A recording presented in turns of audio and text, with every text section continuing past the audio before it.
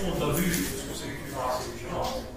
Je crois que tout le monde est rentré au bloc en voyant cette tumeur-là.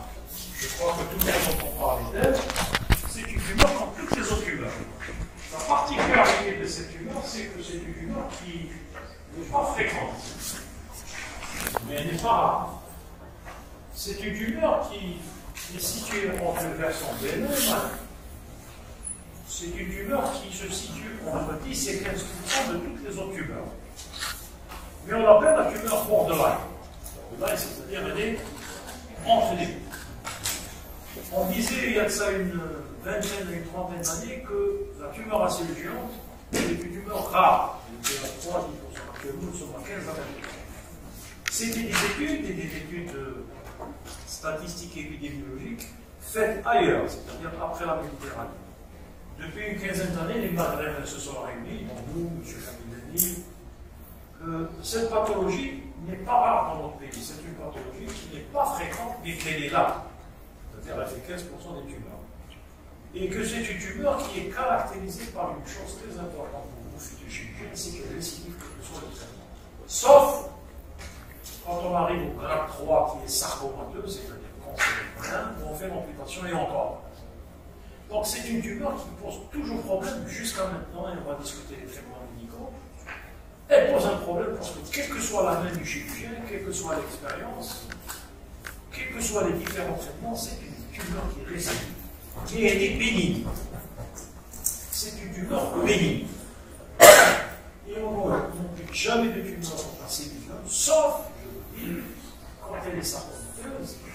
Et la particularité de cette tumeur, c'est que histologiquement, elle est gradée en 3 stades. Mais radiologiquement, il y a une confrontation, il y a une analogie entre l'histologie et la radio. Qu'est-ce que ça veut dire? Ça veut dire que je peux avoir une tumeur à cellules géantes. Je fais le prélèvement, on me dit que c'est une tumeur à cellules géantes sans mitose. Ça veut dire grade 1 bénin. Mais radiologiquement et cliniquement, elle est maligne. Qu'est-ce que ça veut dire? Ça veut dire que c'est une tumeur qui cliniquement donne une grosse tuméfaction. Et à la radio, il n'y a plus d'articulation, il y a une lisse totale. Et quand il y a une lisse totale, cliniquement et radiologiquement, pour nous chirurgiens, on se dit, c'est des signes de malignité. Il n'y a que la malignité qui donne une tuméfaction rapide, une évolution rapide, et qui donne une lisse complète de l'os. Il n'y a que la malignité qui bouffe tout l'os. Mais histologiquement, l'anatomopathologie nous dit, la tumeur à cellules géantes est grade 1. Donc il y a de grandes inconcordances et de grandes disputes entre l'indication d'un traitement radical ou d'un traitement médical. Et quand on traite ces malades de façon conservative, quelle que soit la tumeur et les bénigne, on n'ampute pas, on enlève sa récidive, on enlève, mais le monde est là. Et quand on est en type 3, radiologiquement bizarre, de façon bizarre, on a une espèce de coquille avec une conservation de la corticale. On se dit c'est une tumeur à cellules géantes bénigne, mais histologiquement elle est maligne. Et qu'est-ce qu'il faut faire? Et là se pose la vraie confrontation de ce qu'on appelle les RCD, les réunions de concertation pluridisciplinaires. Donc c'est une tumeur assez particulière. Elle est de diagnostic facile.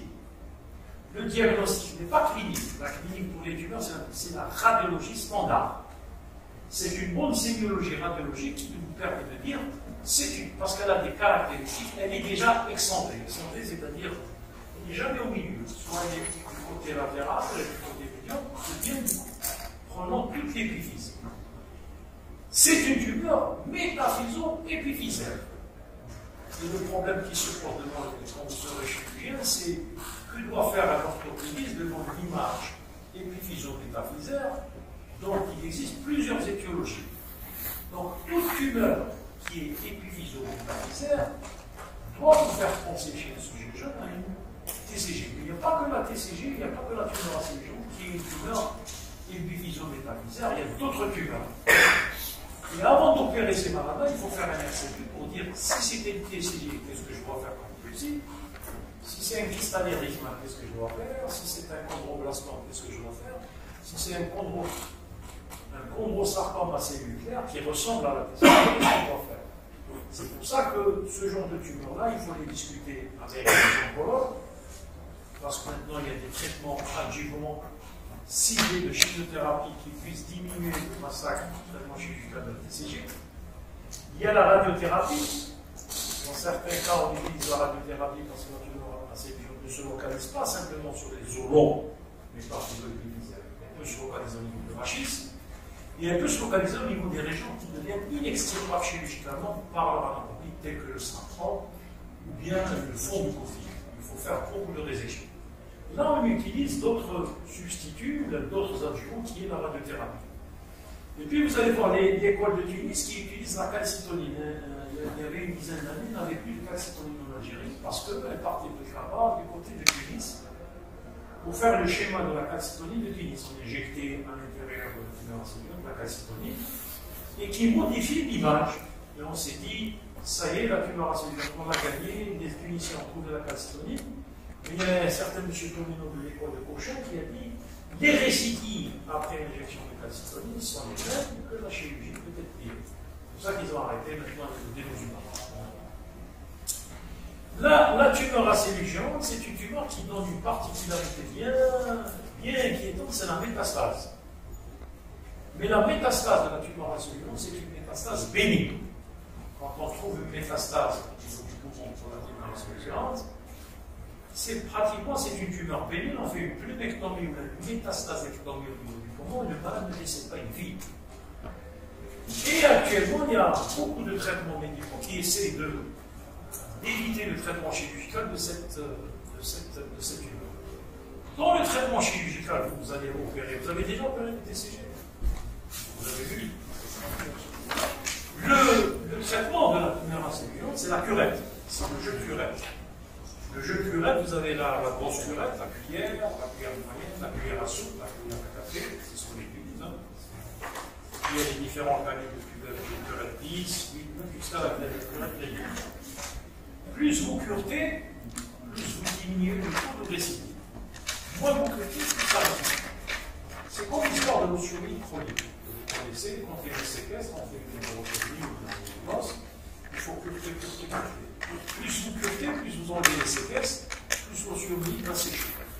Elle va de moins en moins couler. Si vous faites un petit coup de curette comme ça, vous partez, quelques jours après, ça récidive. C'est la même histoire là, ici. Plus vous enlevez, plus c'est bon. Et quand on fait le système de jeu de curette, vous allez voir dans les traitements, on ajoute des adjuvants. Il y a des gens qui ajoutent de l'azote liquide pour brûler toute cette surface. Il y a des gens qui utilisent la boule historique pour brûler. Il y a des gens qui mettent du ciment, il y a des gens qui mettent des substituts osseux pour essayer de diminuer les récidives. Tout ça pourquoi? Parce que la tumeur acélugienne est une tumeur épiphysométallisaire. Et on traite qu'en conséquence, quand elle détruit cette région-là, c'est le problème fonctionnel du genou, c'est la destruction du genou. Et vous allez voir, on met des ponts des genoux, on met des ponts des genoux. Chez nous aussi, c'est conserver une articulation. Les tumeurs acélugiennes, ce sont des tumeurs qui se localisent essentiellement au niveau des épiphyses des os longs, essentiellement toujours du côté du genou, loin du genou, c'est-à-dire de l'humérus. Les localisations les plus fréquentes, c'est l'extrémité distale du fémur, l'extrémité proximale du tibia, l'extrémité proximale de l'humérus, c'est l'extrémité inférieure du radius. Il y a d'autres localisations. Mais 89% des localisations de tumeurs acélugiennes, ce sont des localisations, si vous voulez, épiphysométallisaires du genou. Je ne sais pas si je peux. Alors voilà, dans une introduction, je ne vais pas encore commencer. Voilà une image de tumeur acélugienne. Elle est épiphysométallisaire. Regardez avec un essoufflement du corps. Vous voyez? Avec un essoufflement de la corticale. Quand on voit une image pareille chez un sujet, parce que c'est des tumeurs qui sont chez les sujets adultes. Généralement entre 18 ans jusqu'à 60 ans. Elle est rare chez les enfants, mais elle existe. On a des cellules d'enfants chez nous. Et puis elle est rare après 60 ans, 70 ans. Mais elles existent. Quand elles existent, c'est différent. Bon. Et vous voyez bien que cette épiphyse et cette métaphise sont essoufflées. Amincissement de la corticale. Et tout ça, c'est de la tumeur. Macroscopiquement, c'est ça. Alors, quand vous allez faire des biopsies de tumeurs acélugiennes, c'est caractérisé. C'est un brun charbon avec des petits fragments jaunâtres, on appelle la jaunionisation. Et c'est pas rouge, c'est grenat. Et puis c'est gélatineux. Quand on met une curette, ça sort comme un cornet. Comme si vous allez prendre de la crème avec un cornet. C'est gélatineux, c'est solide. c'est chamois, c'est brunâtre, c'est grenat, avec des taches jaunâtres. Quand on voit une à deux cellules géantes en biopsie, vous pouvez dire macroscopiquement, de façon certifiée, c'est une tumeur à cellules géantes. C'est à peu près cette couleur.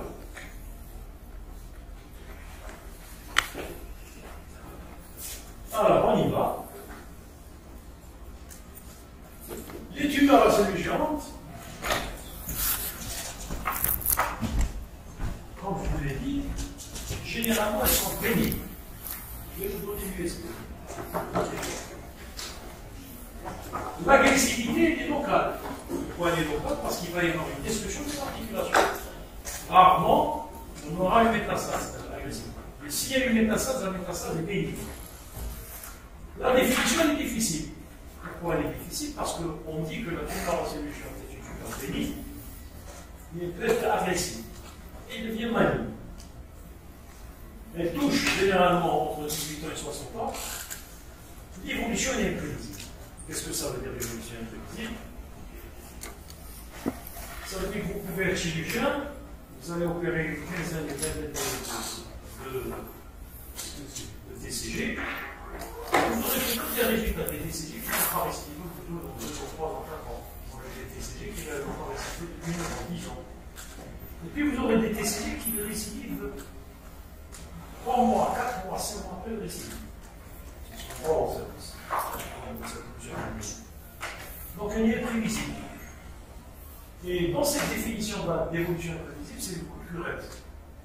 Plus vous passez du temps, on va pas se passer du temps, vous curtez jusqu'à la face vraiment interne de la corticale, vous bougez la corticale avec les vasomotiques, plus l'évolution va être lointaine. Si vous curtez rapidement comme ça va rester quelque part. C'est pour vous dire que votre geste, quand vous allez faire un développement en dans les traitements, il faut prendre tout son temps. Vraiment tout son temps. C'est comme vous allez être en train de disséquer une artère, vous allez disséquer un nerf. Ça parce que le problème des tumeurs actuellement, c'est qu'on enlève, on fait ça et on part. Et puis quelqu'un a eu une récidive. On a plein de récidives, on ne fait que ça. Et la récidive se voit cliniquement, radiologiquement et surtout par d'autres examens. Son histogénèse est incertaine en cours de recherche. On ne sait pas pourquoi cette tumeur-là nous pose problème de multiplication de mycoses. On est au stade 1 anti-CB1 alors qu'elle est maligne. On a un stade 3 alors que radiologiquement on est connu. Donc il y a toujours ce problème. Le traitement il est toujours chirurgical, mais il n'est pas le seul. Les thérapies actuellement sont en pleine évolution. C'est une tumeur exemplaire et tactique. Alors, pourquoi la thérapie actuellement, il y a des biphosphonates, des nouvelles thérapies qu'on appelle des biphosphonates, qui sont les inhibiteurs des LAMPs, qui permettent d'inhibiter cette multiplication de l'oxygène. Au lieu de vieilles cellules malignes géantes et agressives, ce produit-là, qui est le biphosphonate, va inhiber par le système lent cette ostéolase et ça va faire des calcifications. On est en train actuellement de voir des résultats. Donc on est en train d'utiliser ce médicament-là depuis quelques temps qui permet de diminuer un petit peu les récidives et d'éviter les gestes répétitifs de la chirurgie. C'est une tumeur exemplaire et didactique parce que c'est une tumeur bénigne. Et quand on dit que c'est une tumeur bénigne, on a l'impression que c'est facile. Et puis hop, on se retrouve avec une récidive. Si on a une récidive sur un genou, par exemple ici, regardez, les plateaux tibiaux sont conservés. Ici, la corticale est réservée, on dit on va faire un évitement complémentaire. C'est un genou, c'est une fonction. Surtout chez un sujet jeune, on a besoin de ce genou. Si on ne fait pas attention à un bon curtage, un bon complément, une bonne chirurgie, un bon évitement complément, ça va rester. Et au cours de 7 ans, je vais vous montrer les clichés, ça va être détruit. Donc là, on sera obligé d'enlever tout ça et de mettre une prothèse. La prothèse, au début, c'est bien joli. C'est des prothèses à charge. Mais si vous mettez une prothèse chez un sujet jeune, au bout de 4-5 ans, on va la déceler. Et dans le décèlement, vous aurez des pertes de substances osseuses. Donc, si vous n'êtes pas prêt d'avoir à côté de vous une banque d'os, je ne parle pas des têtes fémorales, il faut avoir des allographes, des grossements. Vous serez obligé un jour de faire un jugara à la comparative, c'est-à-dire mettre un truc suivant. Et moi, j'ai pas mal de malades qui sont comme ça, des femmes et des hommes. Ils sont comme ça, belles, avec un clou à vie.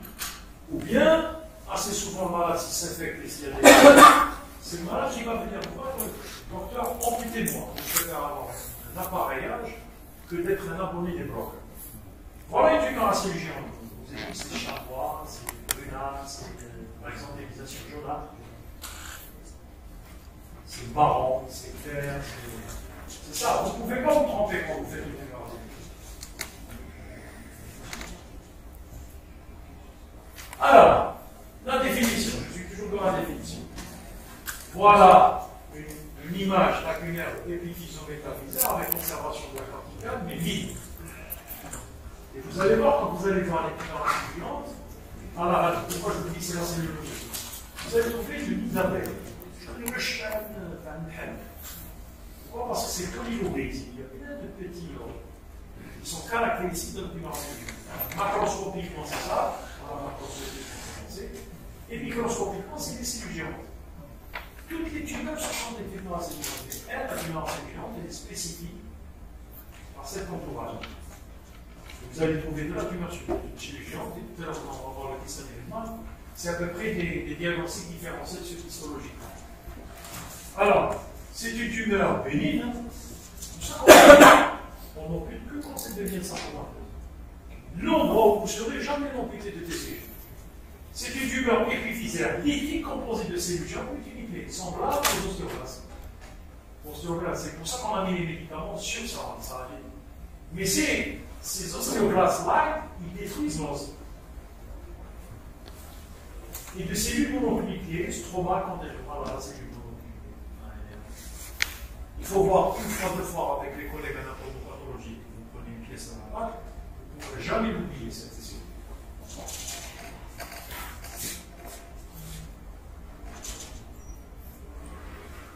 Elle a une histoire, cette tumeur. Parce qu'il y a différentes.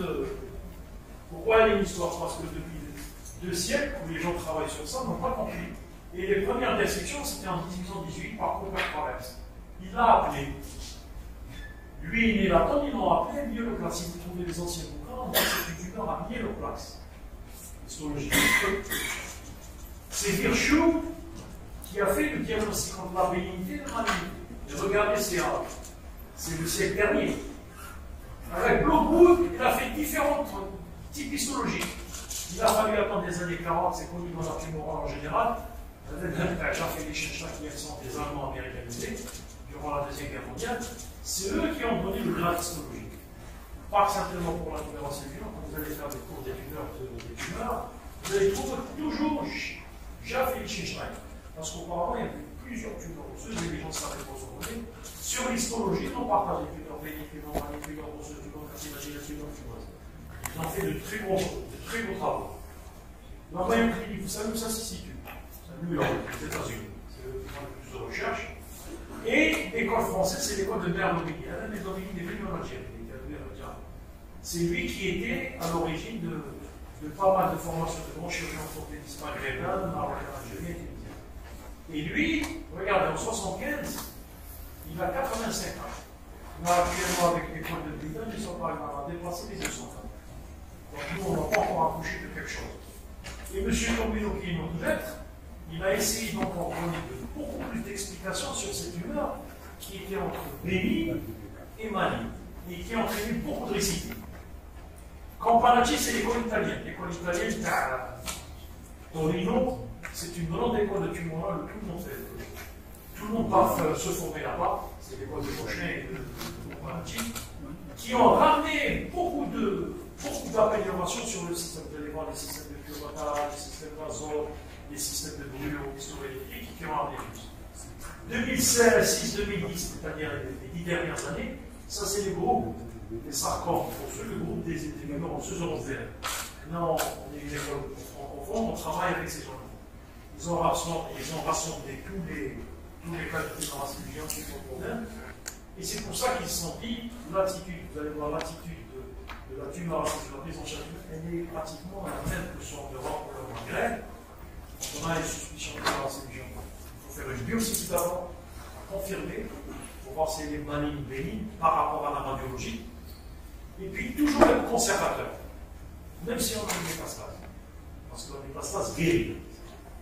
On n'ampute que vraiment, je vais vous montrer le cas de l'amputation, que l'on c'est vraiment envahissant, monstrueux, il n'y a plus rien à faire. Généralement, c'est une tumeur qui nécessite des reprises opératoires. Et on arrive à les guérir, on arrive à avoir toujours une arthrodèse de genou, une arthrodèse de genou, mais on n'en fait pas. C'est ça la caractéristique de cette tumeur. C'est une tumeur que, moi je disais au début, elle n'est pas rare, mais pas fréquente. Mais le Maghreb, l'étude du Maghreb, elle est monstrueuse. Vraiment, les gens se sont étonnés du nombre de TCG. Je parle bien, hein, de Tunisie, Algérie, Maroc. Ça, c'est 10 à 5 à 10%, et ça, les 30 années. 10 à 20% des tumeurs valides, moins 5% de tumeurs valides parce que la maladie est rare, c'est en Chine. Donc, toujours, dans ce bleu, c'est toujours la Chine. C'est à peu près à 2 milliards. Elle se situe toujours en cette année. Rare avant 16 ans et après. Alors, nous avons une série de malades avant 16 ans, ce qui a fait une grande confrontation avec l'équipe du Gémeaux. Parce qu'auparavant, dans les équipes, la tumeur à cellules n'existe jamais chez l'enfant. Elle existe. Et elle existe après 70 ans. On est parti pour une métastase, on se retrouve avec une tumeur à cellules.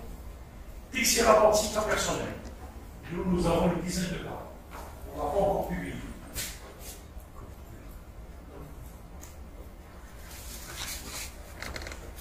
Le sexe à la vie, c'est vrai, il y a beaucoup plus de fréquences chez l'homme que chez la femme. La TCG, généralement, tous les malades qu'on a eu, généralement, sur le terrain simple, pas dans sur les anciens écrits, ils disent que ça c'est comme nous, ça survient sur une maladie pareille, mais on ne l'a jamais vu. Toutes les TCG qu'on a traitées jusqu'à maintenant, c'est une tumeur qui survient sur un an 500 antécédents. Pas d'antécédents de. Voilà une tumeur à cellules géantes, regardez. Ça c'est nos photos. Regardez, épiphyseaux, plein à l'intérieur. L'image qu'il avait, c'est pour déjà approcher. Ça c'est une. Quand on fait une radio, on a l'impression que le plateau cortical est conservé, que la corticale ici est rodée, que l'autre corticale est saine, que le face, vous voyez bien le face, elle est excentrée, c'est-à-dire d'un côté latéral, soit du côté latéral, on n'est jamais au soft quand elle explose. Et quand on fait un scanner IRM, regardez un IRM, il n'y a plus rien. Il n'y a plus de plateau. Alors là, c'est très important. Vous allez voir dans les examens complémentaires de cette financière, quand on fait le diagnostic radiologique, on ne fait jamais une TCG sur une radio simple. Vous allez voir quand on va faire le scanner. Parce que là, on a l'impression que c'est une tumeur dans l'os. Vous êtes d'accord? Regardez quand on voit le plateau ici, la corticale ici, la corticale. On a l'impression que c'est un trou dans l'os.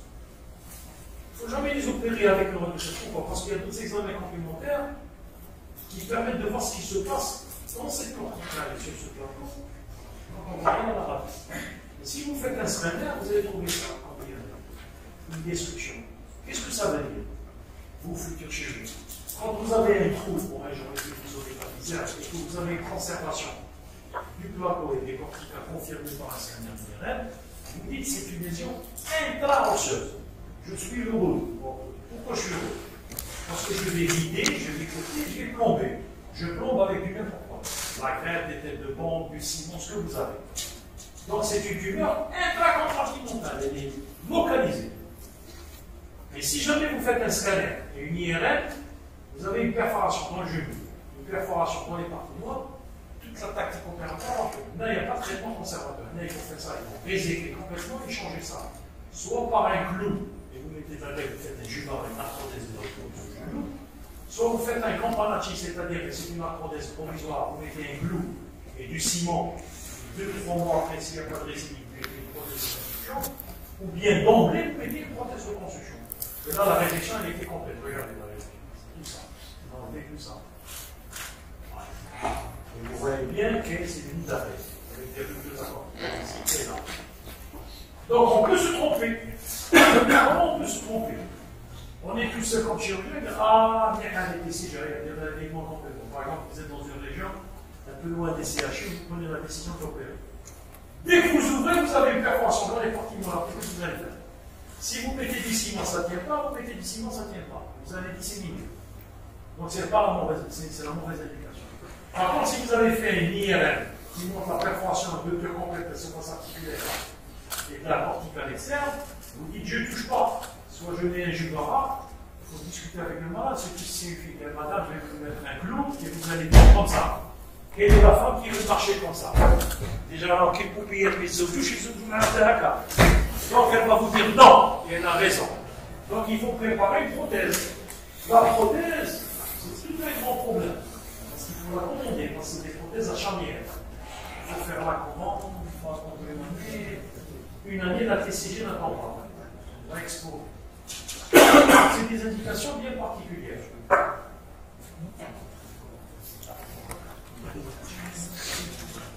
Alors, la TCG, c'est la sémiologie radiologique. La tumeur à séduction, c'est la sémiologie radiologique. C'est quand vous regardez un poumon, c'est le contenant et le contenu, c'est la sémiologie. Voilà une tumeur à séduction, épiphyseaux baptisaire, elle est excentrée, c'est-à-dire elle est de côté latéral. Et regardez bien cette empreinte-là, une autre empreinte ici, une autre empreinte ici, une autre empreinte ici. C'est pour ça qu'on dit en nid d'abeille, une ruche.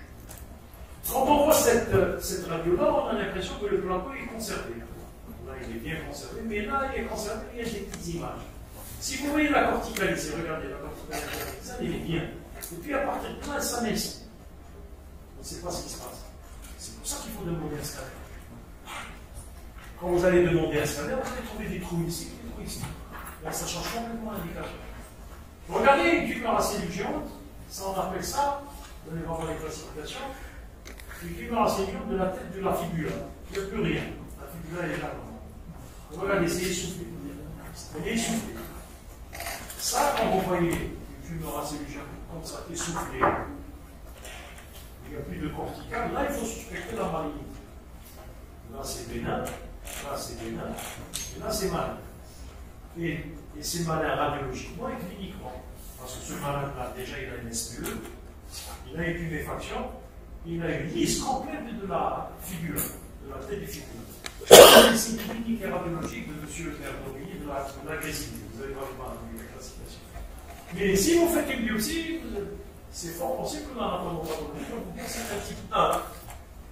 Là, il faut faire la résection de la poire. Bonne chance, poire.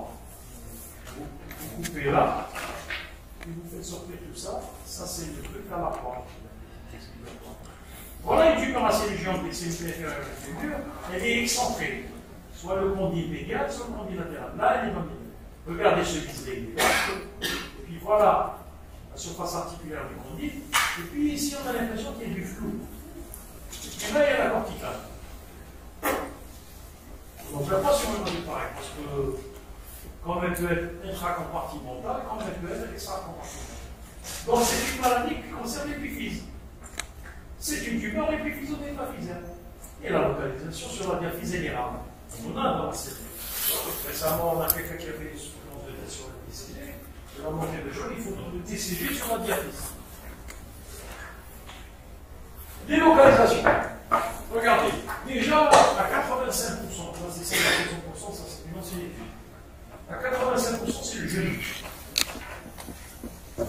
Mais on peut trouver des tumeurs assez géantes au niveau de la rotule, ça je l'ai eu quand j'étais à Milan. On peut l'avoir au niveau du lunaire, on peut l'avoir sur les phalanges, on peut l'avoir sur le bassin, on peut l'avoir sur le cône et sur le vis. Et puis on peut l'avoir sur le radius. Donc c'est des localisations qui sont surtout le genou, près du genou, loin du cou, c'est-à-dire le méridien. Mais la TCG peut exister dans toutes les régions où il y a des petites métalliques. Mais on peut la trouver au niveau du bassin, du rachis et des métals.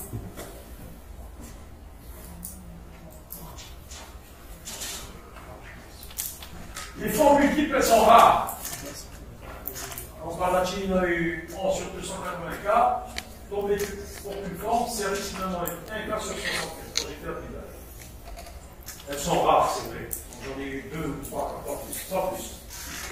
C'est un géant, Alors, le diagnostic, c'est la symptomatologie de la tumorale. La symptomatologie des signes d'appel de tumeur, quelle que soit la tumeur, c'est les 4 signes. C'est les 4 signes d'appel pour la tumorale. C'est tout normal, que ce soit très normal. C'est quelle que soit la 4 signes. Là, le temps, La douleur, quand c'est pour des douleurs, dans la TCG, toujours la douleur épouse la tuméfaction. Le malade vient avec une tuméfaction plus douleur. Il n'est pas avec une douleur. Donc il y a toujours une tuméfaction. Que vous voyez cliniquement et qu'on voit radiologique. Bien pour une fracture pathologique. Quel est le dernier signe? N'importe quel patient qui a une tumeur bénigne, surtout maligne, et les gens s'inquiètent, l'état général. Dans la tumeur acéluleuse, voilà, c'est un bon état général. Par exemple, dans l'ostéosarcome, il y a 8 noms. Vous avez bien vu que je ne l'ai pas mis ici. Les 4 signes d'appel d'une tumeur maligne osseuse, c'est la douleur, la tumeur, la fracture pathologique et les signes d'altération de l'état général. Dans la TCG, il n'y a pas ça. Le malade est en bonne santé. Ce qui confirme que la TCG est une tumeur acéluleuse. Et les tumeurs acéluleuse des bénignes. Alors, les examens complémentaires, on a c'est jamais les oncologues nous ont dit pourquoi vous ne faites pas les facteurs tumoraux, pourquoi vous ne faites pas. On n'a jamais trouvé de. Sauf quand il y a l'hyperparathyroïdie dans des diagnostics différentiels, oui. Bien sûr. Bien sûr. Sauf dans l'hyperparathyroïdie, mais le contexte de l'hyperparathyroïdie, c'est des localisations diaphysaires et multiples. Le diagnostic de l'hyperparathyroïdie se fait quand on a des images lacunaires en premier et en même temps. Mais généralement, même le bilan inflammatoire n'est pas très élevé. Donc on ne sait jamais qui était dans la tumeur acéluleuse du bilan biologique. On fait un bilan biologique préopératoire, mais on n'a pas trouvé d'anomalie, même dans le bilan phosphocalcique. C'est ce qui caractérise la bénignité.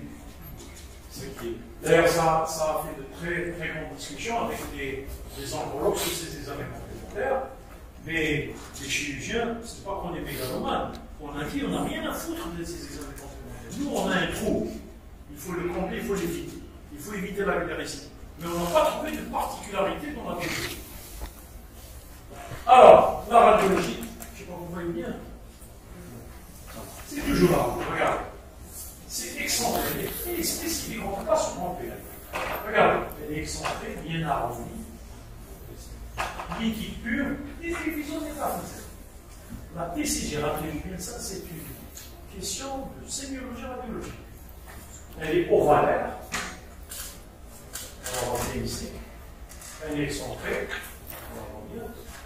Mais la radio nous oriente vers la TCG. Mais il faut un scanner, toujours. Alors, ça c'est la classification de l'agressivité. Voilà. Par exemple, vous avez une tumeur centrale, une division métaphysique qui fait penser à l'ostéoblastome, le c'est quand on a cette image qui dit pure, on dit que c'est une tumeur calme. L'histologie peut nous donner petit 3, mais elle est calme, la biologie, après plusieurs clichés. Là, regardez la tumeur radicale, regardez. Vous direz un idée, vous avez vu les petites lacunes qu'il y a autour de ces conférences. Maintenant, elle est agressive, parce qu'il n'y a plus de pubis. Quand il n'y a plus de pubis sur un TCG, elle est agressive. Il n'y a que la tumeur maligne qui bouge tout l'os. Regardez, c'est une tumeur bénigne, entre bénigne et elle est toujours conservée. Elle est calme, elle est là. On ne sait pas quand elle se bat, c'est pour ça qu'il faut l'opérer. Là, elle est en idabelle sur le conduit. Là, elle est lithique. C'est des signes d'agressivité radiologique. Et là, regardez. Comment qu'elle est à J1, on dit qu'elle est table, et 3 mois après, regardez, il n'y a plus de cortical. C'est ça l'indice de l'agressivité de la malignité de la symptomatique. Regardez, là, à J1. Vous faites la consultation par exemple. Aujourd'hui, regardez. Là, les corticales sont là, elles sont là. 3 mois après, vous faites une radio de contrôle, il y a eu une évacuation des partiments comme on dit ici, et puis, ça y est, la tumeur elle est dehors. Elle a lisé complètement les corticoïdes. Elle est agressive pour nous, elle est maligne. Là, ça change complètement. Si on avait reçu cette maladie à ce stade-là, on fait un évitement complément. On conserve toute la styloïde radiale et la surface articulaire. Là, on est obligé de faire des sessions de poire, des coupes longs et tout ça, mettre un clou et une broche avec des signes. Donc vous voyez que ça change complètement entre les signes radiologiques et les signes histologiques. Et c'est l'indication. Le scanner. Voilà ce que je voulais vous dire tout à l'heure. Le scanner vous permet de sagittal. Regardez, et la tumeur assez légère. Quand on voit ici, elle est dans l'os, surface articulaire, une perforation, et puis il y a une corticale. Ça veut dire que c'est une tumeur maintenant qui déverse vers les parties molles. Et quand les pédicules sont atteints, on se pose des questions. Est-ce qu'il faut faire un traitement conservateur ou non? Dans la tumeur assez légère, quand la tumeur est extra-osseuse et touche les parties molles, elle est toute bénigne.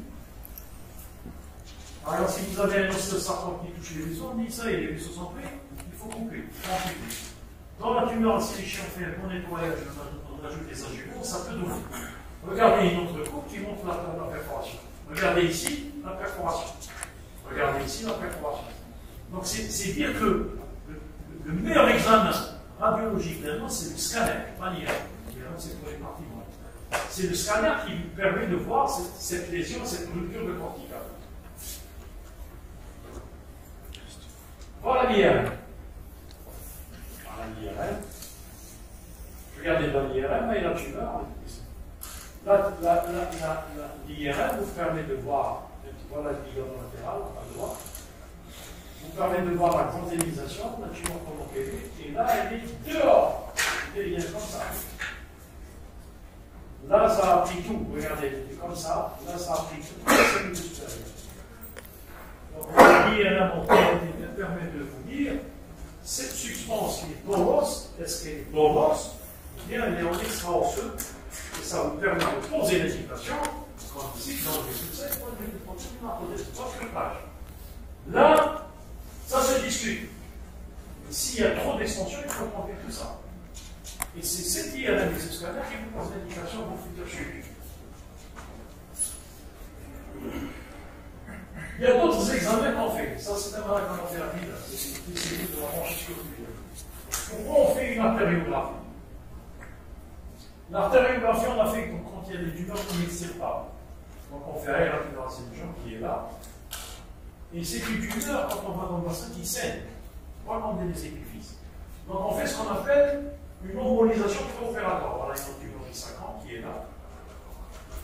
Alors on injecte au niveau de l'artère fémorale un produit qui permet de thromboser quelques collatérales au niveau de cette région, de telle façon que 24 à 40 heures, il faut pleinement, il ne faut pas les sélectionner, parce que 24 à 40 heures, ça se lise. Et ça nous permet d'opérer de façon exsangue pour enlever la tumeur qui est là. C'est là on enlève, c'est là aussi. Donc il y a d'autres examens complémentaires qui sont demandés en fonction du geste thérapeutique, tel que l'artériographie et l'embolisation. Alors, la scintigraphie, quand est-ce qu'on la demande? On la demande quand il y a une suspicion de récidive. Par exemple, ici, vous avez une récidive.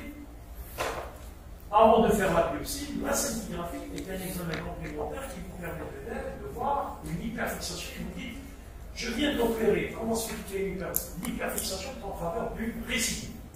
La récidive, il faut y aller. Et avant de faire le geste, c'est systématique ça. Avant de faire le geste de reprise opératoire, quand vous avez une suspicion de récidive sur une radio, sur un scanner IRM et sur la scintigraphie, il faut faire une autre biopsie. Parce que c'est fort possible que vous étiez en 1, maintenant vous êtes en 3. Ou bien vous êtes en 1, vous restez en 3, ça veut dire que vous avez laissé cette force cellulaire. C'est ça votre geste chirurgical. Je vous dis, quand vous opérez une PCG, prenez tout votre temps pour éviter les récidives. Vous allez les éviter. Alors, classification radiopronostique. Alors, il y a la classification de M. Campanacci et la classification de M. Merdolini. Campanacci, c'est l'italien, et Merdolini, c'est l'école française. Ils sont en train de suivre. Alors, quand je suis désolé, ça va pas. Alors, quand une tumeur est déchargée de l'utilisaire, et elle est calme, on dit que c'est le grade 1, on est béni. Quand elle commence à investir les corticales, qu'elle est active, une croix. Quand il n'y a plus de corticale, on dit qu'elle est active. Est-ce que vous me suivez? Donc une tumeur assez légère, quand elle est intra-osseuse, intra-compartimentale comme celle-là, on dit qu'elle est calme. Quand elle est calme, il faut la suivre. C'est des malades qui vont voir tous les 3 mois, seulement chaque année, avec une succession de radios. Par exemple, là, elle est calme. Si au bout de 3 mois, il n'y a plus de corticale, ça veut dire qu'elle devient agressive. Il faut intervenir vite avant qu'il disparition du genou. Et quand il y a une disparition du genou, c'est-à-dire de l'épiphyse mécanique, il faut remplacer ça, soit par une prothèse, soit une prothèse. Quand elle est active, il faut y aller. Par exemple, quand vous avez un amincissement au scanner, il y a un amincissement. Vous prenez un péroné, vous coupez en deux. Vous mettez une baguette de péroné là, vous mettez une baguette de péroné là, vous mettez une baguette de péroné là, et vous bourrez le milieu par du ciment ou bien par des têtes de bombe. Donc vous pouvez minimiser les dégâts des récidives et vous pouvez encore conserver un genou avec des plateaux. Si vous êtes là, vous n'avez rien à conserver. Vous mettez une prothèse dans la prothèse. Est-ce que vous me suivez? Ça, c'est la classification de comparative abdominale et une classification en biologie.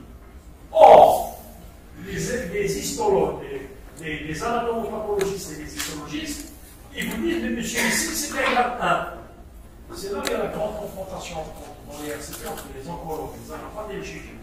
Je dis, monsieur, j'ai une destruction des genoux. Je n'ai plus aucun os. Je n'ai que de la substance tumorale et la tuméfaction clinique. Et vous me dites, c'est un grade 1. Je vous crois, mais moi, je fais un traitement conservateur radical avant qu'il y ait l'exception trop tard. Peut-être ici, vous me direz les 3. Si elle est 3, vous me dites, écoutez, radiologiquement, elle est 4, elle est non adresse. Vous me dites 3. Donc je prends mes précautions, je dis, tout ce qui est autour avec des baguettes. Est-ce que vous arrivez à me suivre? C'est pour ça qu'on appelle la tumeur acélusienne borderline, il va vous poser problème, parce qu'il y en a dans notre pays. Et je crois que tous les chirurgiens sont confrontés à cette tumeur. Malheureusement, on reçoit beaucoup de récidives de collègues et qui nous posent problème de reconstruction. Ça, c'est le schéma de M. Tourné. Je suis tout à fait d'accord. J'étais avec lui les années 94, 93, qu'est-ce que c'est ce que ça représente? Alors, la tumeur acélugienne, ce n'est pas la cytoponction, ce n'est pas l'aspiration, c'est la biopsie chirurgicale. Pourquoi? Parce que vous pouvez tomber, voilà une tumeur acélugienne, vous faites une biopsie. Vous pouvez faire un prélèvement, ça se passe pas, vous pouvez faire un appareil. C'est pour ça que vous avez intérêt à faire un IRM. Vous montrez les différentes localisations, là, il y a la zone d'éducation, le genre, etc. et les images de alors, vous faites un prélèvement ici. On vous répond tumeur bénigne. Vous faites un prélèvement ici, vous tombez sur un fragment malade. Dans la tumeur acélugienne, il faut être très généreux pour enlever tout. Parce que quand vous enlevez tout, vous pouvez prendre et la bénigne et la bénigne. Est-ce que vous me suivez? Ils font une intervention chirurgicale, une biopsie chirurgicale. Simplement, quand vous faites l'incision, il faut que le chirurgien qui reprend malade, il faut que vous enlève toute l'incision initiale. Donc, avant tout traitement, il faut une biopsie. Avant toute essai de biopsie, le prélèvement, il doit être généreux. Il faut être large. L'anatomopathologie, vous lui donnez un petit fragment, il peut tomber sur la tumeur bénigne. Un petit fragment maligne. Par contre, si vous lui donnez tout, il peut vous faire vous dire des territoires de malignité, de telle façon, vous allez faire un comptage. Qu'est-ce que je veux dire par là? Si vous avez une petite fragment, vous dites c'est bien, qu'est-ce que vous allez faire? Vous allez faire entrer une querelle, vous dites c'est bon, allez, c'est pas bon. Il va rester. Si c'est malin, vous dites un petit curtage, ça va rester. Par contre, si c'est bien et malin, vous allez faire ça. Et là, vous aurez l'évolution de leur site très lointaine. Vous pouvez aller jusqu'à une vingtaine d'années. Il y a des gens qui ont des TCG qui n'ont pas récidivé depuis 20 ans. Et c'est excellent. Il faut donner aux pathologistes la plus grande quantité possible de tissu tumoral. Ça, c'est caractéristique et spécifique de la TCG. Voilà l'aspect macroscopique. Si vous rentrez au est-ce que vous êtes déjà, vous avez vu des biopsies de ce TCG? Vous l'avez fait, vous l'avez fait, vous êtes rempli à l'évidemment. Il y a beaucoup, c'est Hara qui fait beaucoup de les autres services, est-ce que vous avez vu? C'est comme non. Vous avez fait des biopsies sur TCG. Tout le monde fait la tumorale, c'est pas un service ou deux. La tumorale, c'est fait pour tout le monde, hein. C'est pas X ou Y. Vous en avez vu? Bon, si vous voyez la tumorale, c'est ça là. C'est vraiment oui.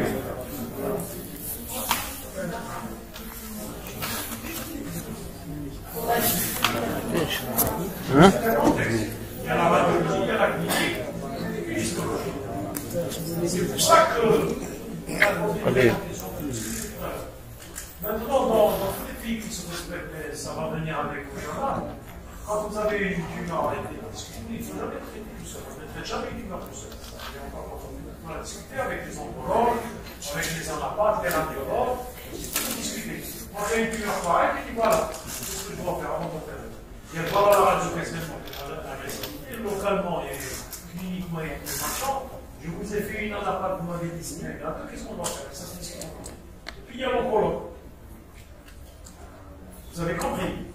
Parce que quand on traite tout seul une tumeur, ça va essayer de d'ailleurs autre chose. Donc il faudra discuter avec quelqu'un qui va vous aider. Supposons que vous avez fait un évitement, il vous manque quelque chose. Vous avez un oncologue qui fait traiter nos humains.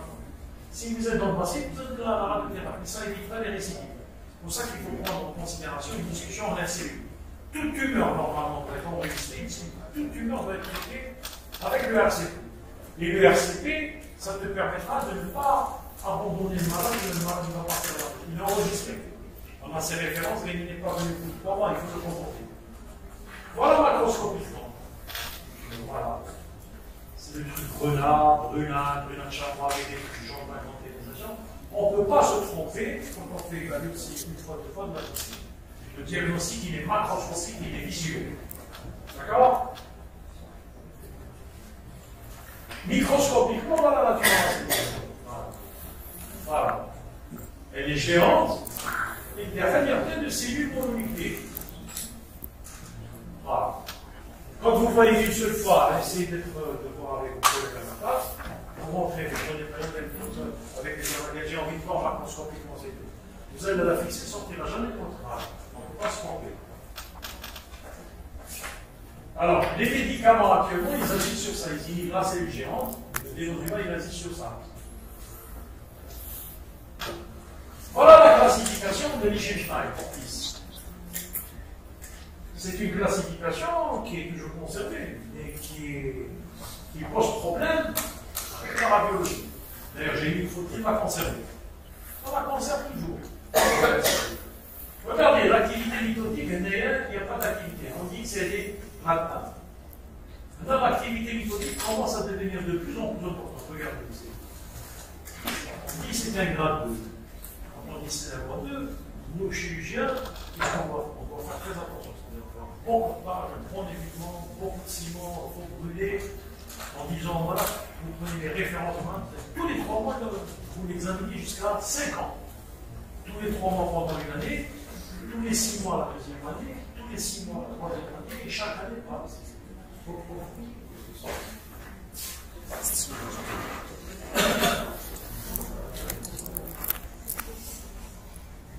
Il faut un grade 1. C'est-à-dire elle est calme, écologiquement elle est 3. Là, il faut discuter en RCP. Là, il faut vraiment discuter en RCP. Et le RCP, il va gagner, c'est-à-dire les chirurgiens vont gagner, vont dire on va faire un traitement conservateur. Parce que la tumeur est porteuse, on va bien cureter, on va enlever, on va brûler les corticoïdes, on va mettre du ciment, on va mettre les poids et on attend. C'est là où il faut voir l'évolution radiologique les 3 premiers mois. Si les 3 premiers mois, il y a eu une bonne évolution, il n'y a pas d'agressivité de la corticale, il commence à avoir de. Là, vous avez eu des greffons de péron, il commence à consolider. Vous dites, tiens, vous revenez avec les historiques, vous dites, voilà. Mais si au bout du 3e mois, il y a une lise, pour ceux que vous dites, elle est agressive, tu changes de tactique, c'est-à-dire enlever tout ce qui est lésé, on met une arthrodèse, on met une prothèse. Vous suivez, est-ce que vous avez compris ce que je veux dire? Maintenant, quand radiologiquement elle est agressive, cliniquement agressive, vous êtes à 1, vous partez comme si c'était agressif. Parce que le genou est détruit. Et vous devez conserver un membre. Donc vous proposez au moins soit une arthrodèse, ça soit une arthrodèse, soit une prothèse. Actuellement, la tendance est à la prothèse. On en fait de plus en plus. Il y a quelqu'un à Cousin qui est en train de faire son travail de test. Et on passe de plus en plus. Les TCG, moi j'ai commencé en 2010 avec les TCG, les malades prothésés par TCG, sont excellents résultats par rapport à tout ça.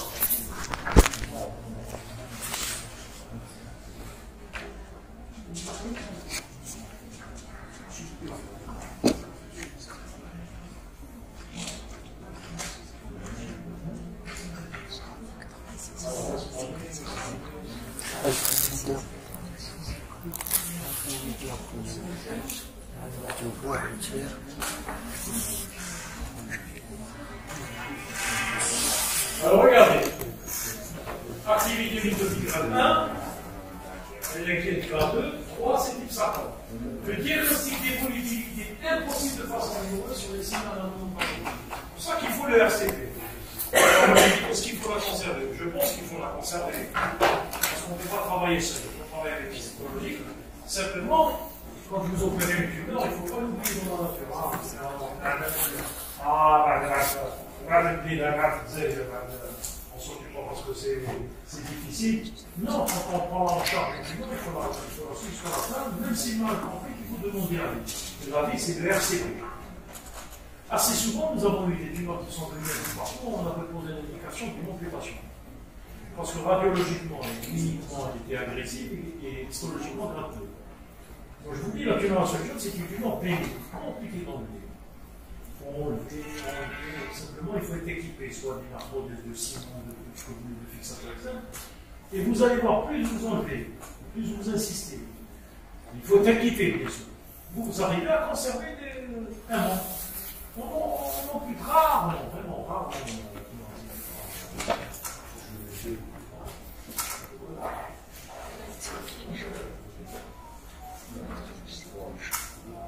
Alors, aspect cellulaire. Alors, ça, c'est l'origine, c'est des cellules nucléées. C'est à partir de cette étude-là, qu'on a, si vous voulez, mis les traitements médicaux tels que la calcitonin et le brénosumab. Vous allez voir. Les facteurs pronostiques qui agressent. Voilà. La TCG peut donner des métastases. Elle peut entraîner des parties mortes. Mais quand on a une métastase sur les cellules, c'est la métastase bénigne. Quand on fait une pneumoectomie, ça guérit. Et le type histologique de la tumeur métastatique du poumon de la TCG ressemble à un décalage extraordinaire à la TCG du monde. Donc, quand on a une métastase sur une TCG, il ne faut pas traiter la foule. Il ne faut pas laisser la foule. On peut la traiter. Et puis, quand il y a un envahissement dans les parties mortes, ce n'est pas comme l'envahissement de l'ostéosarcome, par exemple, du chondrosarcome. Dans l'ostéosarcome, quand on a par exemple une tumeur d'excès sur l'ostéosarcome avec envahissement du pédicule fémoral, il y a la profité en haut. Là, on pose l'indication d'un traitement radical. Dans la TCG, non. Il faut savoir être patient et disséquer, enlever tout ce qui est autour du pédicule.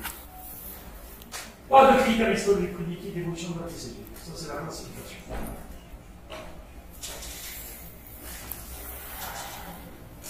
Génétique. On n'en connaît rien. Jusqu'à maintenant, dans la génétique. Le diagnostic différentiel. Alors, il y a 4-5. Il y a 5 tumeurs, il faut toujours penser chez un adulte qui font le diagnostic différentiel. Alors, le diagnostic différentiel, ce sont toutes les tumeurs qui se localisent au niveau de la région épiphyseale. Allez. Bon, je les ai. Il y a 5 tumeurs. Il y a le kyste anévrismal, qui ressemble à la TCG, et que assez souvent, je vous dis bien, assez souvent, les histologistes vont vous dire on a trouvé de la cellule géante du kyste anévrismal de la TCG. Assez souvent, on va trouver l'association du kyste anévrismal avec la tumeur à cellule géante. On peut trouver du kyste anévrismal isolé. Le kyste anévrismal, quand vous ouvrez, c'est vide, c'est du sang. Le diagnostic se fait à l'incision. Par exemple, vous avez cette image-là, vous dites ça ressemble à une TCG. Vous avez le droit parce que regardez, c'est une lobée, dès que vous ouvrez, c'est vide, c'est du sang. C'est le kyste anévrismal. C'est une kyste vasculaire. Vous avez ici la TCG, regardez, ça ressemble. Vous avez ce qu'on appelle le chondroblastome, c'est une tumeur bénigne cartilagineuse, qui est épiphysaire. Et quand vous allez ouvrir, vous allez trouver une substance blanche, pas très dure, pas très molle. Et puis, vous avez le chondrosarcome acellulaire. Alors là, il ne faut jamais penser à côté. Le chondrosarcome acellulaire, généralement, sa localisation, il se trouve ici, elle est centrée, sous les épaules, là, là. Alors là, il ne faut jamais penser à côté. On est pensé à côté, on est amputé. C'est pour les jeunes. Elle existe, cette tumeur-là. Et regardez, quand on va voir centrer études métaphysiques, on se dit avec des pleines de particularités, on se dit peut-être que c'est une tumeur à cellule. Alors que histologiquement, ce n'est pas la tumeur à cellule. La tumeur à cellules géantes, elle est brunâtre, elle est des trucs jaunâtres, et la tumeur à cellules, le 30% comme acide nucléaire, c'est blanchâtre. Et le diagnostic est fait histologiquement. Il y a une autre tumeur qui peut être épiphysiométallisaire. Ah non. C'est la métastase. La métastase sur kyste de rein et kyste ovarien. La métastase, c'est l'âge. Comment?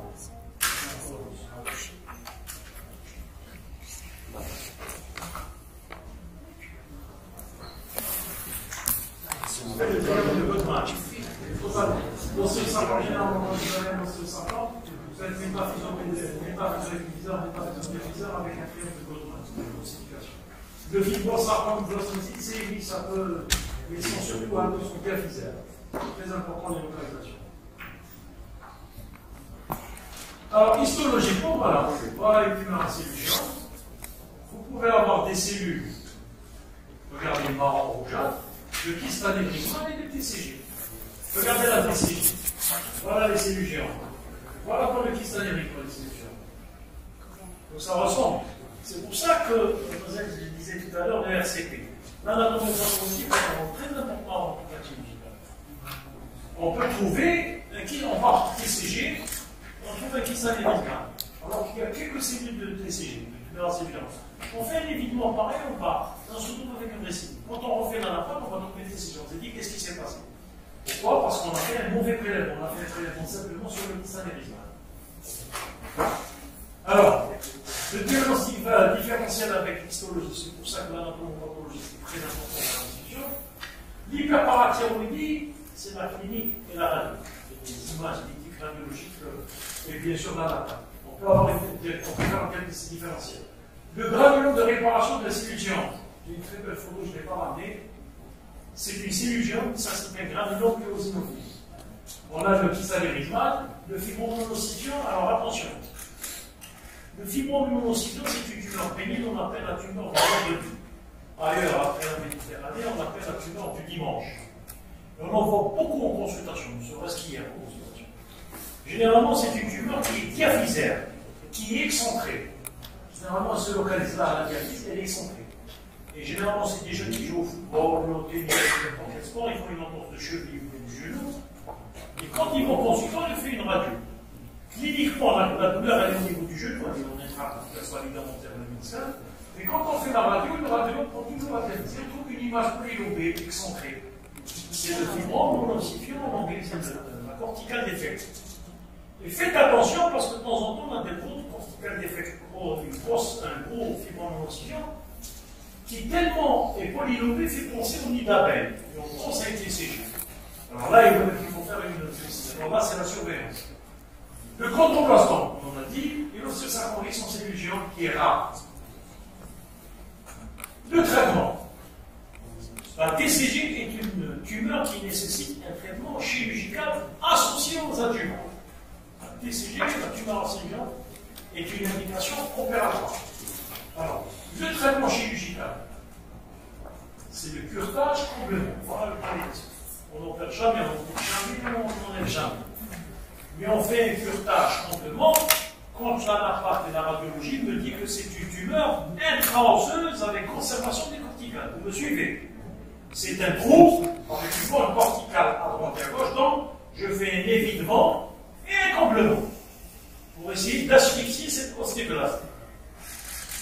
L'évidement complètement vérifié. Dans l'évidement, vous allez voir, on fait un bon évidement, on ajoute pour l'évidement des adjuvants, soit mécaniques, c'est le fraisage et le burinage, c'est-à-dire on met une fraise, on la fait tourner en rapport, comme le mélisme. Je tous les fraises à les dentistes, c'est la même.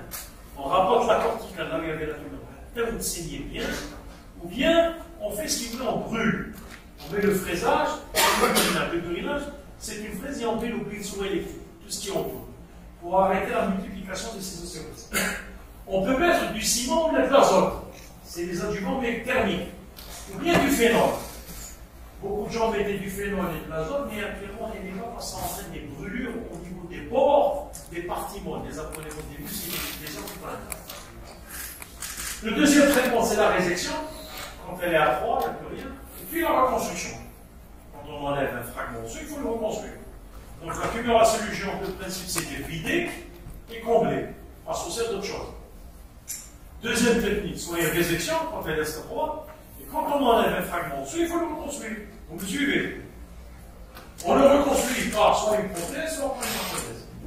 Les traitements non chirurgicaux, l'embolisation, c'est rare, on a un support opératoire.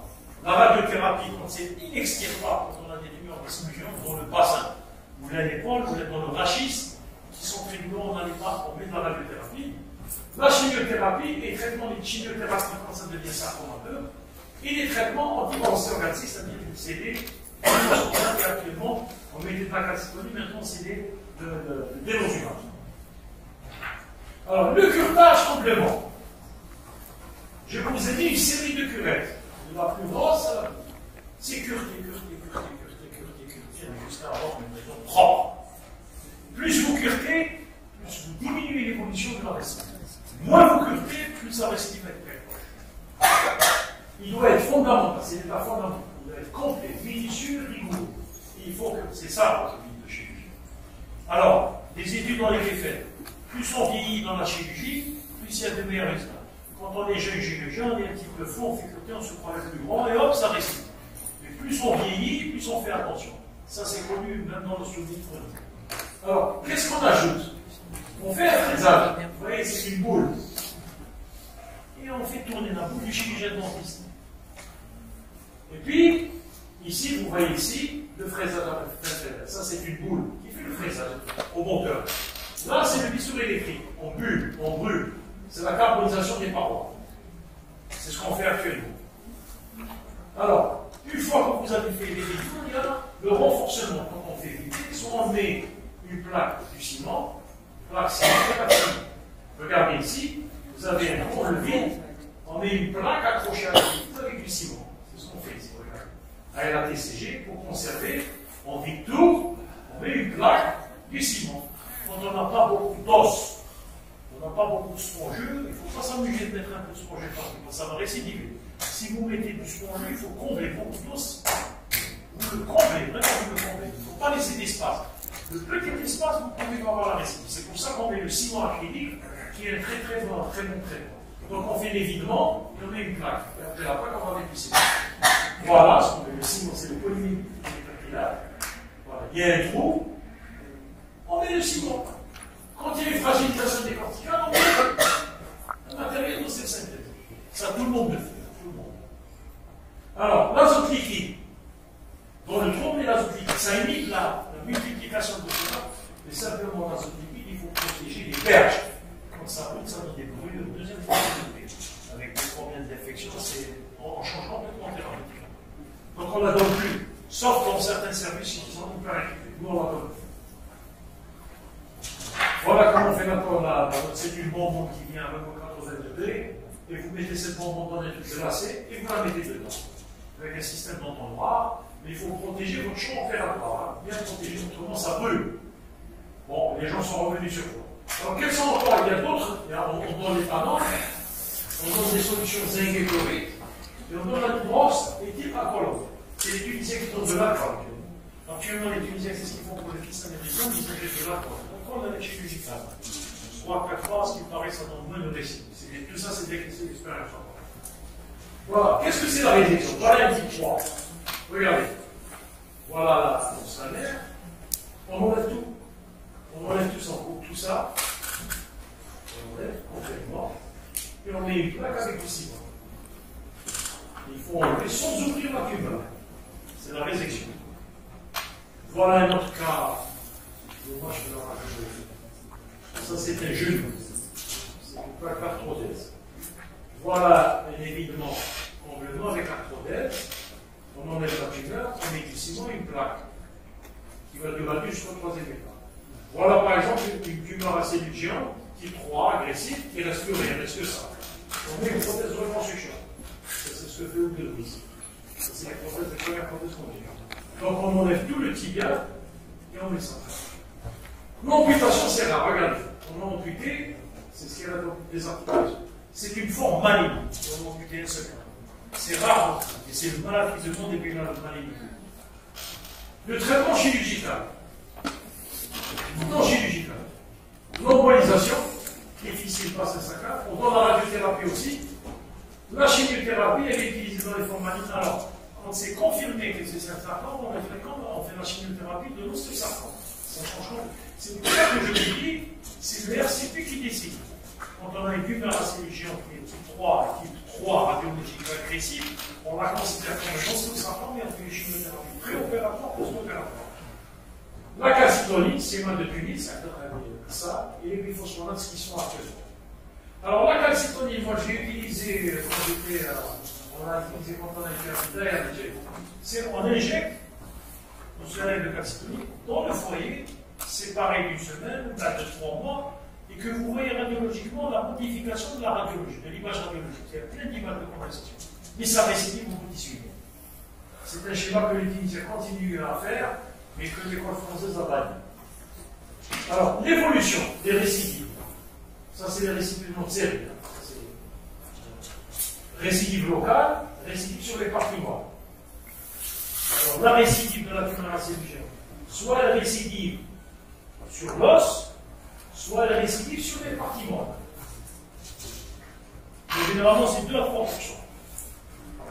Alors, elle récidive après résection large, il n'y a pas de récidive, c'est-à-dire quand on a une tumeur. Quand il y a une résection marginale, 5 à 8% de récidive, c'est-à-dire quand on fait des évitements compléments. Après curetage complément, 24 à 40% de récidive. Et après irradiation, 60 à 70% de récidive. C'est vous dire que quand on ampute, on fait une résection très large, il n'y a pas de récidive. Quand on fait une résection marginale, c'est-à-dire autour, il y a quand même 4 à 7% quand on fait du temps. Et quand on fait l'évitement complément, regardez, ça revient à 40%. La radiothérapie, c'est 70%. C'est pour ça que je vous dis, plus vous insistez, plus vous évitez la récidive. Après curetage complément des corps, les récidives et l'évolution, après curetage complément et adjuvant, quand on met de l'azote, la récidive elle est à 20%, quand on met du phénol, 20%, quand on met du ciment, 15%, quand on met du phénol, c'est en 5%, quand on met l'azote du ciment, ça veut dire, quel que soit le traitement adjuvant, il y a la récidive. C'est ça le mystère de la tumeur acélugienne. Alors, voilà le cas de la transformation maligne. Sarcome acélugienne. Ça, c'est un fibula qui s'est transformé. Regardez, il y a tout pris. Là, regardez aussi une continuation. Et voilà le sarcome acélugienne. Bon, le sarcome qu'on a étudié, il avait 3 ans. 3 ans. On va relever ça 5 à 10 ans, mais c'est 3 ans. Les métastases, voilà les métastases. La métastase, elle est bénigne. La métastase de la tumeur acélugienne, elle est bénigne. Alors, surveillance du TCG traité, la forte probabilité est la récidive locale. La possibilité de surplus de métastase. Quand on a une tumeur acélugienne, c'est la récidive. Surveillance des premières années, tous les 4 mois, tous les 6 mois. Et je vous assure qu'on fait des radiologies tous les 6 mois chaque année, vous allez retrouver la récidive. Alors, je vais vous montrer une étude qu'on a faite.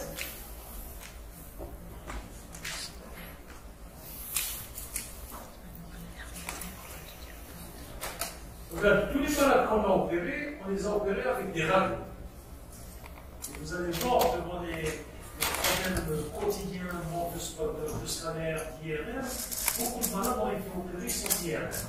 Regarde, tout le monde a fait sa radio. Regardez ici, c'est des formes calmes. Ça, c'est des formes agressives. Là, on peut faire un évitement complément. Là, on ne peut pas faire. C'est très simple pour un chirurgien. Quand vous avez cette forme, vous avez perche complètement la forme, il n'y aura plus de radius. Ça, c'est la tumeur. Il n'y a pas à discuter. Il faut faire le système de la croix. Ok, vous mettez le clou du ciment. Là, on peut tenter un traitement conservateur. Il faut faire vite. Regardez l'IRM, le scanner ici. Regardez les corporales. Quand on a une radio qui ne montre pas ça et le scanner montre ça, déjà vous êtes prévenu à préparer un segment tibulaire, c'est-à-dire vous prenez soit une crête tibiale, soit le péroné. Vous le coupez en deux, vous mettez une baguette de péroné là, une baguette de péroné là, et vous comblez. Parce que là, c'est perforé. Elle devient une tumeur extra-compartimentale. Et ça, vous devez discuter avec les oncologues pour un traitement adjuvant. éviter de minimiser la récidive. Regardez la photo, regardez la photo ici. Regardez l'IRM. L'IRM va vous montrer des lésions de nécrose et des lésions de tumeur. Si vous faites une biopsie sur les nécroses, il n'y a rien du tout. Si vous faites ici, vous avez la tumeur. Et si vous prenez les deux, il va vous dire nécrose et tumeur. Quand vous faites un évidement complet, là il ne reste plus rien. Vous mettez une prothèse. Ça c'est issu de mon RCP. Voilà les cas qu'on a eu. Généralement, on a toujours 60, la majorité des malades viennent au stade 2, rares qui viennent au stade 2. Donc ce sont des malades qui viennent tous à un traitement adéquat, à un traitement que tout chirurgien orthopédiste peut faire. Il ne faut pas les laisser évoluer à ce stade-là, il faut les adresser au service spécialisé. Il n'y a pas de service spécialisé en oncologie. Tout le monde doit faire du monde. Simplement, il faut bien poser l'indication. Et le jour où vous serez dans vos services, faites des RCP. Dans tous les EPH, il y a des anapathes, il y a des radiologues, des chirurgiens orthopédistes. Il y a des oncologues. Maintenant, dans tous les EPH, il y a la chimiothérapie. Vous êtes d'accord? Donc, faites des RCP. Les localisations, vous voyez bien que c'est le genou.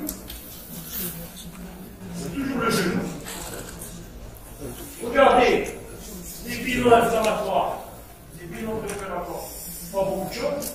Mais par contre, il y a des biopsies qui posent problème. Donc, le cristal érythmal, le sarcome et le sarcome. Ça veut dire aucune cytofonction. Ça veut dire que la TCG, ce n'est pas la cytofonction. La TCG, c'est la biopsie chirurgicale. Et pour ça, pourquoi il faut toujours discuter en RCP? Parce que quand même, on est invité à refaire des biopsies parce qu'on a eu une confrontation entre un cristal érythmal dans le traitement à part, le sarcome le traitement à part et le sarcome à part. Alors que c'était des TCG. Donc, si l'anatomopathologiste n'a pas la feuille où il y a tout l'état civil, la radiologie, qu'est-ce que vous pensez comme tumeur? C'est-à-dire, vous dites soit c'est une TCG, soit c'est un cristal érythmal, soit c'est un chondroblaston, soit c'est un chondrosarcome accidental, soit une métastase. L'anatomopathologiste, il ne peut pas comprendre si vous ne lui dites pas le prélèvement. Donc, il risque de vous faire des fautes. Et on a eu ça. On a eu, et on aura encore. La classification, regardez, généralement c'est toujours de type 1 et 2.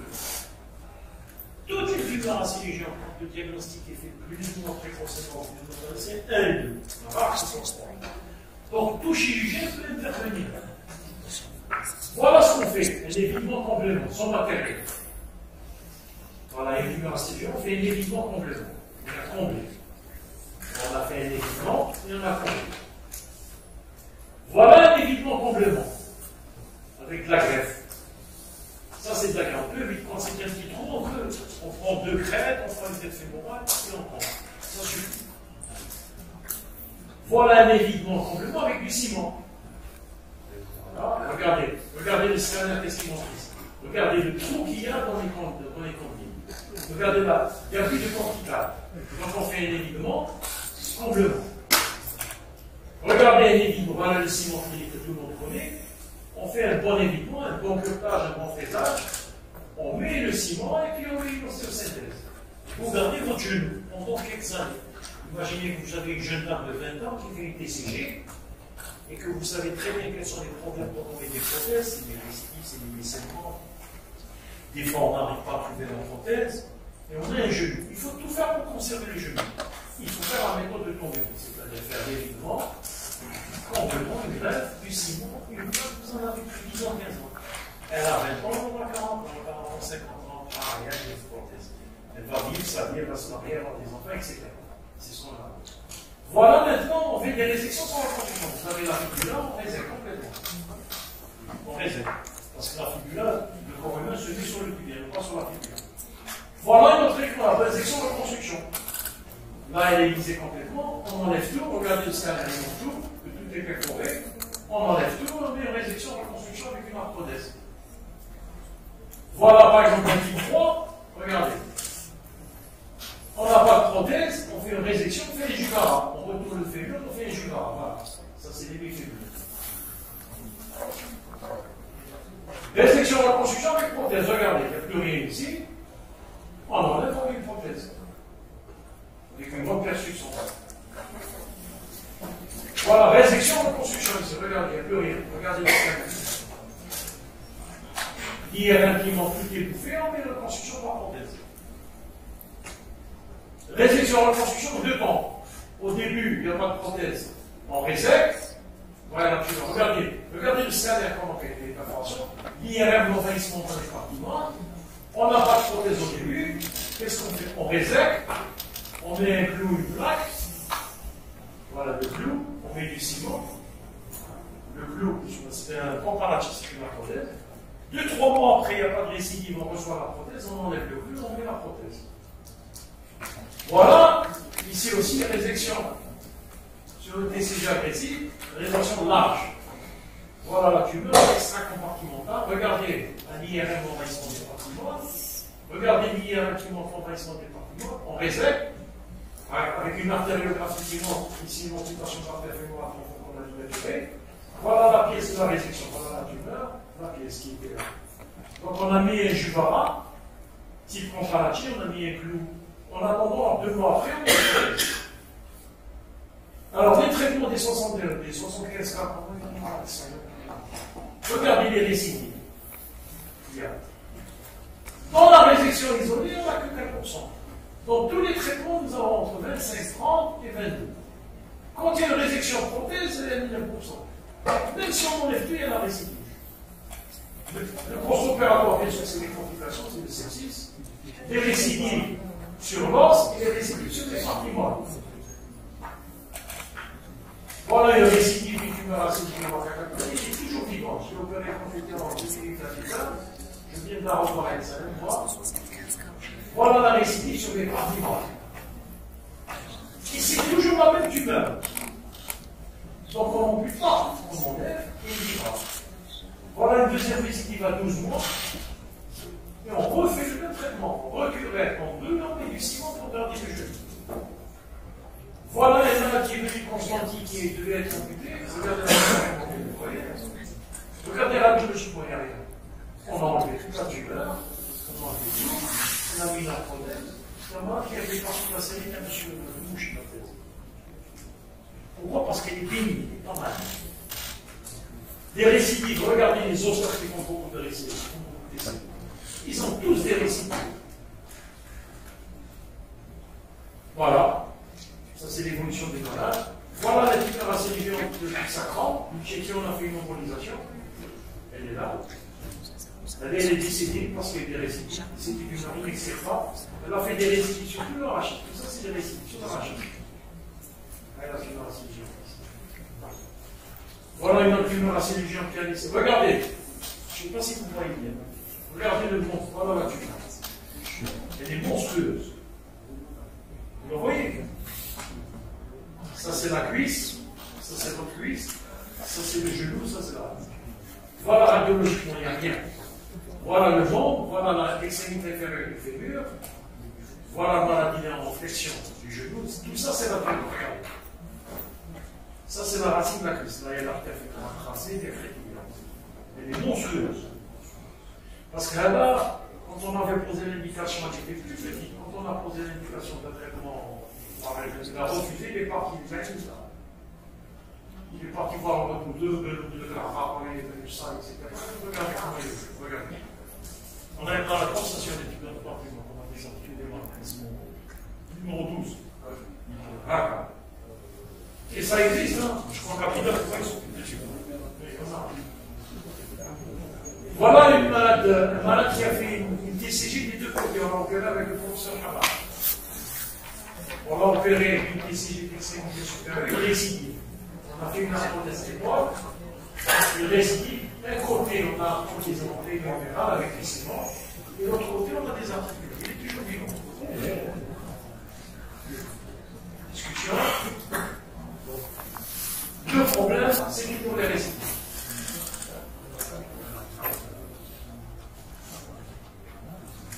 Voilà le traitement d'avenir.